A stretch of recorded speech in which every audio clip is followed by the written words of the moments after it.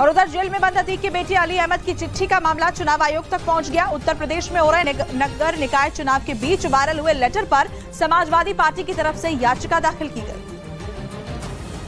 जिसमें शिकायत की गई कि नैनी की सेंट्रल जेल में बंद अली अहमद के नाम से वायरल चिट्ठी की जांच कराई जाए, जिसमें समाजवादी पार्टी और बीजेपी को वोट न करने की अपील की गई थी। याचिका में चिट्ठी को फर्जी बताकर पूरे मामले की जांच कराए जाने और जिम्मेदार लोगों के खिलाफ सख्त कार्रवाई किए जाने की मांग की गई। याचिका में दावा किया गया कि नगर निकाय चुनाव में समाजवादी पार्टी को नुकसान पहुँचाने के मकसद से चिट्ठी वायरल की गयी और इसके लिए जेल में बंद अतीक अहमद के बेटे अली अहमद के नाम का इस्तेमाल किया गया। याचिका में कहा गया कि उमेश पाल शूटआउट केस के बाद से जेल में उससे मिलने के लिए कोई नहीं गया था। सिर्फ एक बार वकील इंटेलिजेंस टीम की मौजूदगी में उससे मिलने गए थे।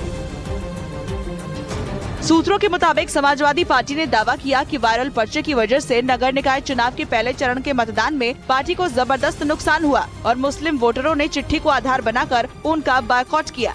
यही वो पत्र है जो उस समय सोशल मीडिया पर वायरल हुआ था और निकाय चुनाव में इसका खासा असर हुआ है। इसी आधार पर समाजवादी पार्टी ने चुनाव आयोग में याचिका दाखिल कराई और उसके फर्जी होने का दावा किया कि उस पर्चे पर अली के न तो दस्तखत दिखे और न ही कोई तारीख दिखी। इसके अलावा प्रिंटिंग प्रेस का नाम भी नहीं लिखा दिखा। माना जा रहा है कि इस पर संज्ञान लेकर चुनाव आयोग मामले की जाँच करा सकता है। और उधर पुलिस सूत्रों का दावा है कि उमेश पाल केस की जांच में जुटी यूपीएसटीएफ को एक और चौंकाने वाली जानकारी मिली है। हत्याकांड में अतीक के चौथे नंबर के बेटे एजाम का भी किरदार था और उसने ही हत्याकांड से जुड़े सभी शूटरों के साथ ही जेल में बंद अपने पिता अतीक अहमद, चाचा अशरफ और मां शाइस्ता परवीन के बीच बातचीत कराने के लिए आईफोन की क्लाउड आईडी बनाई थी। सूत्रों के मुताबिक इन सभी की फेस टाइम ऐप के जरिए बातचीत होती थी, जिस पर एजम ने ठाकुर 008@icloud.com के नाम से आईडी बनाई थी। अतीक अहमद ने अपने चौथे बेटे यानी नाबालिग एजम को भी एक आईफोन दिया था और इस आईफोन की जो आईडी बनाई गई थी वो ठाकुर के नाम से बनाई गई थी। उमेश पाल शूटआउट केस के बाद से वो बाल संरक्षण गृह में है और आगे उस पर भी शिकंजा कस सकता है।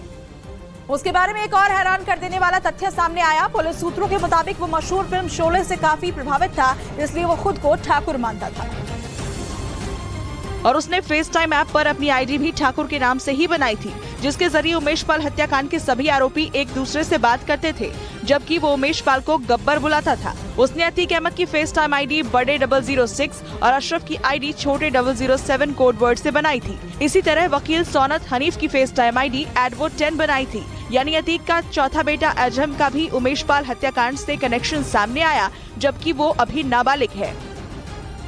अतीक अहमद के करीबी खान सौलत हनीफ ने उमेश पाल हत्याकांड में साजिश की बात कबूल कर ली कि वो उमेश पाल की रेकी कर रहा था और उनकी लोकेशन शूटर तक पहुंचाई थी।